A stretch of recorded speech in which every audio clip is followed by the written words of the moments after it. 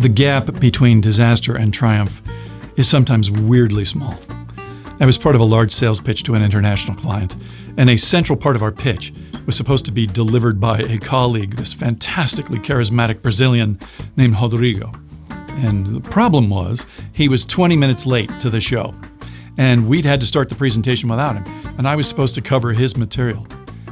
Well, we were just about to his part, and I was nervously revving myself up when the doors of the conference room burst open and Rodrigo strides in. Now, an ordinary human, 20 minutes late to a major pitch, would probably enter the room quietly, careful not to disrupt whatever momentum the meeting had. But ordinary human is not how you would describe Rodrigo. So when I say that the doors burst open, that's what I mean. And he takes 3 big strides into the room, and he looks around, and he goes, "Woo! I'm late, but it's totally going to be worth the wait." And he then gave a presentation that had approximately the same effect on the audience as espresso laced with cocaine, liberally. And at the end, he puts his hands on his hips and he surveys the clients and he goes, "Admit it, that was worth it." And it got a big laugh, but it got universal head nods too.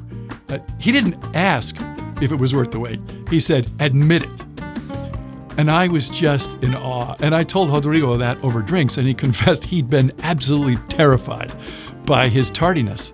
But as he was running down the hallway to the meeting, he remembered something that his father had told him when he was very young, and that was, enthusiasm is the answer to everything. If I do that yell one more time, I'm going to sound like a gerbil.